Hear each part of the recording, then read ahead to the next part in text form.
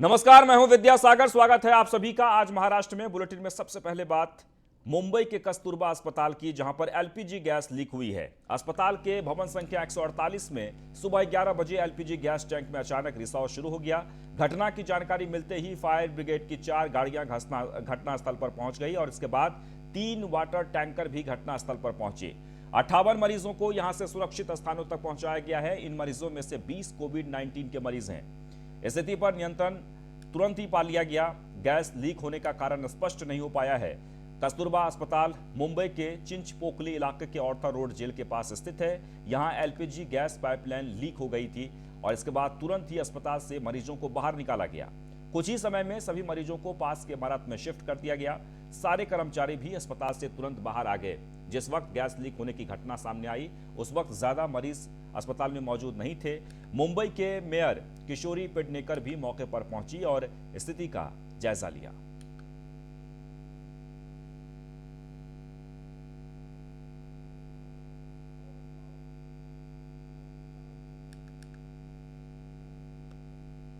महाराष्ट्र के अंदर में और मुंबई महानगर पालिका के अंदर में कस्तूरबा रुग्णालय कोविड के लिए ये एक जाना माना और अच्छा हॉस्पिटल माना जाता है। अगर यहाँ पर गैस की वीकनेस है, गैस अगर गलती होता है तो ये लापरवाही है।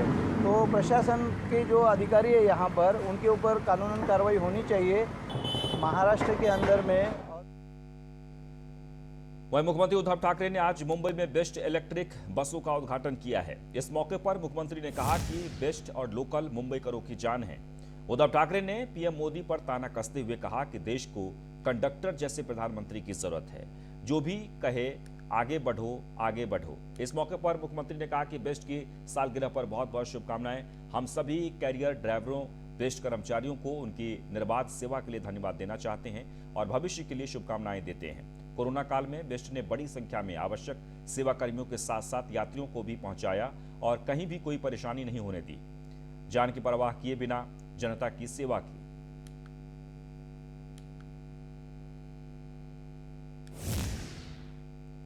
बीजेपी के महाराष्ट्र प्रदेश अध्यक्ष चंद्रकांत पाटिल और विधानसभा के विपक्ष नेता देवेंद्र फडणवीस दिल्ली दौरे को लेकर चर्चा में।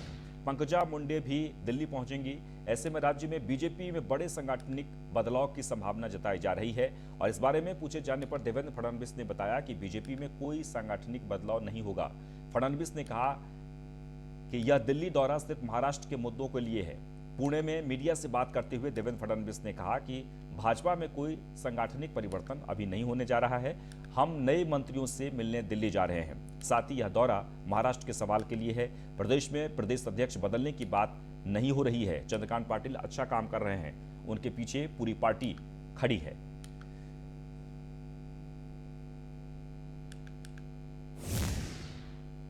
वहीं बीजेपी ने सभी स्थानीय निकाय चुनावों में ओबीसी उम्मीदवारों को मैदान में उतारने का ऐलान किया है, जिसके बाद कांग्रेस के प्रदेश अध्यक्ष नाना पटोले ने भी आज बड़ा ऐलान किया है। नाना पटोले ने आज नागपुर में कहा कि स्थानीय निकाय चुनाव में ओबीसी को आरक्षण नहीं मिला तो कांग्रेस 30% ओबीसी उम्मीदवारों को टिकट देगी।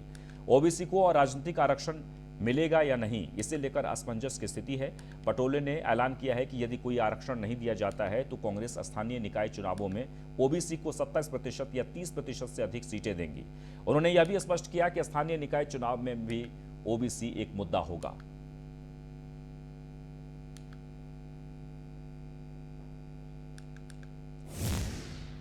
तो महाराष्ट्र कांग्रेस के अध्यक्ष नाना पटोले ने शुक्रवार को राजीव गांधी खेल रत्न पुरस्कार का नाम बदलने के फैसले के लिए मोदी सरकार की आलोचना करते हुए कहा कि यह कदम नेहरू गांधी परिवार के सदस्यों के लिए भाजपा और आरएसएस की नफरत को दर्शाता है। भारत के सर्वोच्च खेल सम्मान खेल रत्न पुरस्कार का नाम अब राजीव गांधी खेल रत्न नहीं बल्कि मेजर ध्यानचंद खेल रत्न होगा।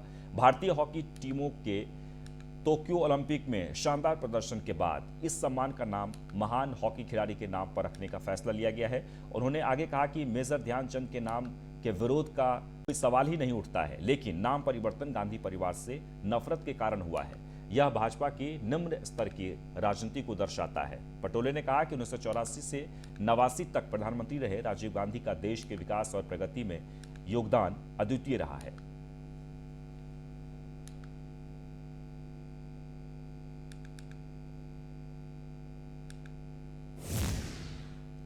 वहीं मुंबई में धमकी भरे फोन कॉल से हड़कंप मच गया है। बीती रात पुलिस कंट्रोल रूम को आए फोन कॉल में बॉलीवुड अभिनेता अमिताभ बच्चन के घर के साथ ही 3 बड़े रेलवे स्टेशनों को बम से उड़ाने की धमकी दी गई।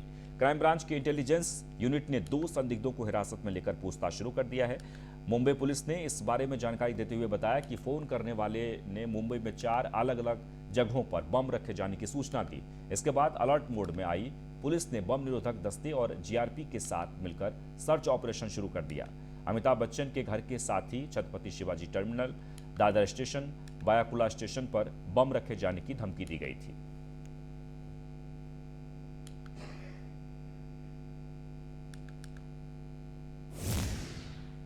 वहीं महाराष्ट्र में पुणे के बाद नासिक में बड़ी संख्या में डेल्टा वेरिएंट संक्रमित मरीजों के मिलने से हड़कंप मच गया है। नासिक में 30 मरीजों में डेल्टा वेरिएंट की पुष्टि हुई है। नासिक जिला अस्पताल में सर्जन डॉक्टर किशोर श्रीनिवास के अनुसार डेल्टा वेरिएंट के 30 नए मरीजों में 28 मरीज ग्रामीण क्षेत्र के हैं। डॉक्टर किशोर ने बताया कि हमने इन मरीजों के नमूनों को जीनोम अनुक्रमण के लिए पुणे भेज दिया है, जिसके बाद उनका डेल्टा संस्करण के लिए उनकी रिपोर्ट पॉजिटिव आई है। गौरतलब है कि 4 अगस्त को देश में कोविड के डेल्टा वेरिएंट के 83 मामलों की पुष्टि हुई है। बता दें कि इससे पहले महाराष्ट्र के पुणे में भी डेल्टा प्लस वेरिएंट के 2 संक्रमितों की पुष्टि हुई थी। वर्ल्ड हेल्थ ऑर्गेनाइजेशन के अनुसार डेल्टा वेरिएंट अब तक 135 देश में अपने पैर पसार चुका है। नासिक के जो रिपोर्ट्स आए उसमें 30 पेशेंट्स के डेल्टा वेरिएंट्स है, ऐसा रिपोर्ट्स आई हुई है। और जो ज़्यादातर जो पेशेंट्स है वो ग्रामीण भाग से है और 2 पेशेंट फिलहाल नासिक शहर में है। वो सिलसिले में हमने पूरी तरह से तैयारी की हुई है। जो कोई रिस्पेक्टिव जो अधिकारी है और हमारे हेल्थ वर्कर्स है उनको प्रिकॉशनरी मेजर्स लेने को कहा गया है। भारत से कोई घबराने की कोई बात नहीं है। लोगों ने एहतियात बरतना चाहिए। सोशल डिस्टेंसिंग और मास्क बहुत ज़रूरी है। जहाँ क्राउडेड प्लेसेस है वहाँ पर जाना नहीं है लोगों ने। वहीं महाराष्ट्र में पिछले 24 घंटे में कोरोना वायरस के 5,539 नए मामले सामने आए हैं। 5,859 मरीज ठीक हुए हैं और कोरोना वायरस से 187 मौतें भी हुई हैं। कुल पॉजिटिव मामलों की संख्या 63,41,759 है, जिनमें 74,783 एक्टिव केस हैं। वहीं अब तक कुल 61,30,137 लोग कोरोना मुक्त हो चुके हैं, जबकि 1,33,717 लोगों को जान गंवानी पड़ी है। राज्य सरकार के आंकड़ों के अनुसार 1 मई से 18 से 44 वर्ष के इस आयु वर्ग के लिए टीकाकरण अभियान शुरू होने के बाद से 18 से 44 वर्ष की आयु के 1,26,64,694 व्यक्तियों ने अपनी पहली टीके की खुराक प्राप्त की और 8,79,706 ने अपनी दूसरी खुराक प्राप्त की है।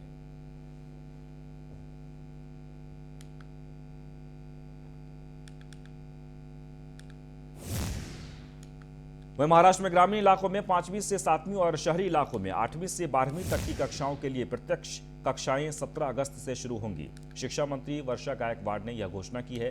गायकवाड़ ने कहा कि ग्रामीण क्षेत्रों में जहां 8वीं से 12वीं की कक्षाएं पहले ही शुरू हो चुकी थी, वहीं 5वीं से 7वीं की कक्षाएं भी शुरू होंगी।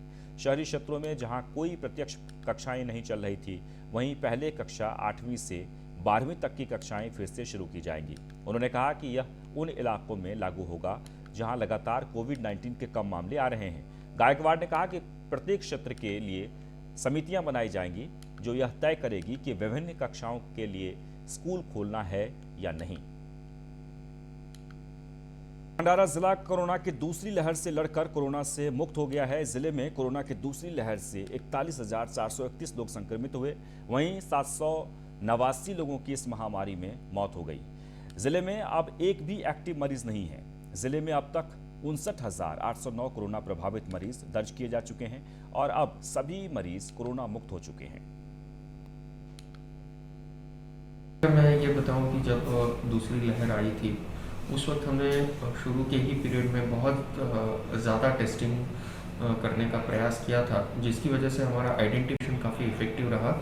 और उसके बाद जो आइडेंटिफाइड पेशेंट्स हैं उनको आइसोलेट करना, ये हमारा उद्देश्य था। कंटेनमेंट, इस पर हमने काफ़ी एम्फोसिस शुरू से ही रखा हुआ है और उस माइक्रो कंटेनमेंट जोन्स को और कंटेनमेंट को हमने इफेक्टिवली इम्प्लीमेंट करने के लिए अधिकारियों की स्पेशल वहीं महाराष्ट्र के राज्यपाल भगत सिंह कोश्यारी पिछले 2 दिनों से परभणी जिले के दौरे पर हैं। इस दौरान उन्होंने आज वसंतराव नायक मराठवाड़ा कृषि विश्वविद्यालय की विभिन्न परियोजनाओं का दौरा किया। इसके बाद उन्होंने कृषि महाविद्यालय के सभागार में आयोजित एक कार्यक्रम में विश्वविद्यालय के प्रोफेसरों और वैज्ञानिकों के साथ बातचीत की। आपको बता दें कि पिछले 3 दिनों से मराठवाड़ा के दौरे पर चल रहे राज्यपाल के दौरे से पहले ही मीडिया में तहलका मचा दिया था और इसलिए राज्यपाल ने पत्रकारों और मीडिया से दूरी बनाकर परभणी में अपने कार्यक्रम को अंजाम दिया।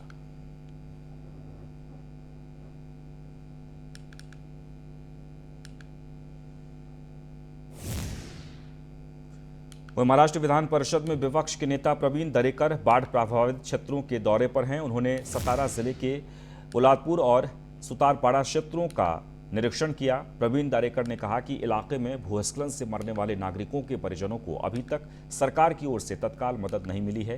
दरेकर ने मांग की है कि सरकार को बाढ़ पीड़ितों और भूस्खलन के कारण मरने वालों के परिवारों को तत्काल सहायता प्रदान करनी चाहिए। कई राजनीतिक दलों, सामाजिक संगठनों आदि ने राज्य के कोने कोने से बाढ़ राहत कार्य शुरू कर दिया है। अलग अलग रूपों में लोगों की ओर से काफी मदद मिल रही है। हालांकि इन नागरिकों को बहुत कम मात्रा में आर्थिक सहायता भी मिल रही है। दरेकर ने मांग की कि सरकार को इस संबंध में जल्द से जल्द फैसला लेना चाहिए।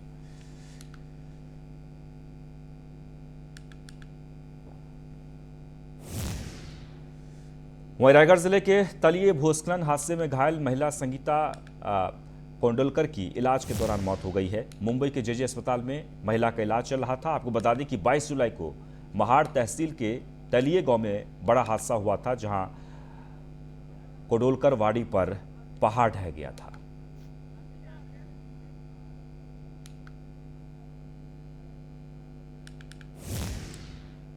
औरंगाबाद में सहायक पुलिस निरीक्षक राजेश मायकर का सड़क पर एक रिक्शा चालक को गाली गलौज और पिटाई का वीडियो सोशल मीडिया पर लगातार वायरल हो रहा है। इस वीडियो में साफ दिख रहा है कि राजेश मायकर रिक्शा चालक को धमका रहे हैं। दरअसल सहायक पुलिस निरीक्षक राजेश मायकर ने किसी कारण से अपने 4 पहिया वाहन का ब्रेक लगा दिया, जिसके कारण उनके पीछे आ रही रिक्शा ने उनकी कार को टक्कर मार दी।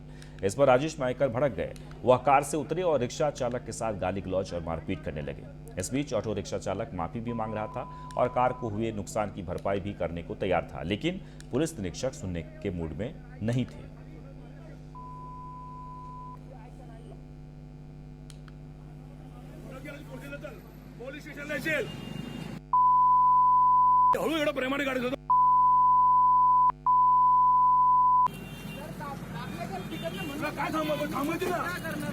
पुढे हळूहळू चाललोय बाळा.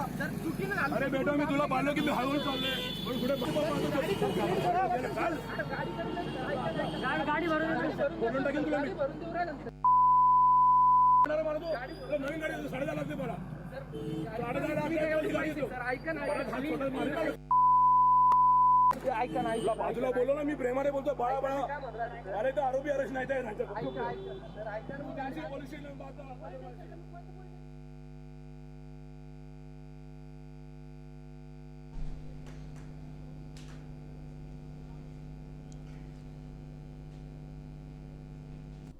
आगे बढ़ते हैं। महाराष्ट्र के गढ़चिरौली के सरकारी हाथी कैंप में 3 दिनों के अंदर 2 हाथियों की मौत हो गई है। हाथियों की मौत से वन विभाग में हड़कंप मच गया है। हाथियों की मौत की किस वजह से हुई, अभी तक इसका खुलासा नहीं हो पाया है। वहीं हाथियों की मौत के बाद सिरोंचा वन विभाग की कार्यप्रणाली पर सवाल खड़े हो रहे हैं।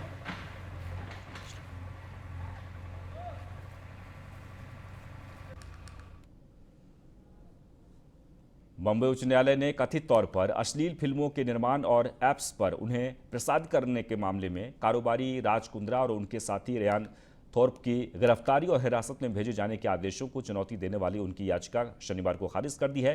न्यायमूर्ति एएस गडकरी की एकल पीठ ने उनकी याचिकाएं खारिज करते हुए कहा कि एक मजिस्ट्रेट द्वारा दोनों को पुलिस हिरासत में और उसके बाद न्यायिक हिरासत में भेजा जाना कानून के अनुरूप है और उसमें हस्तक्षेप की आवश्यकता नहीं है।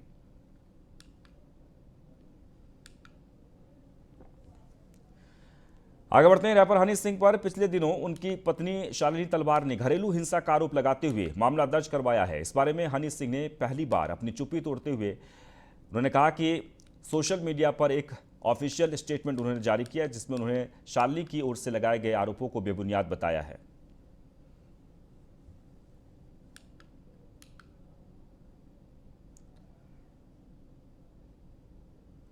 वह टाइगर श्रॉफ के साथ जैकी भगनानी के जस्ट म्यूजिक ने स्वतंत्रता दिवस से पहले देशभक्ति गीत वंदे मातरम का मोशन पोस्टर रिलीज कर दिया है। टाइगर श्रॉफ की आवाज में यह उनका पहला हिंदी सॉन्ग है। टाइगर इससे पहले 2 अंग्रेजी गीत कैसानोवा और अनबिलीवेबल के साथ सफलता हासिल कर चुके हैं। यह गाना 10 अगस्त को रिलीज होगा।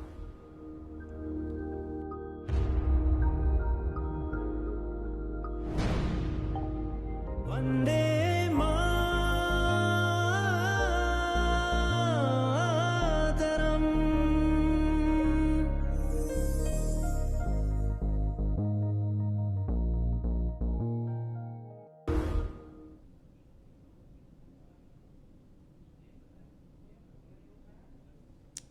और इसी के साथ ही इस बुलेटिन में बस इतना ही, लेकिन आप बने रहें न्यूज़ 1 इंडिया के साथ। नमस्कार।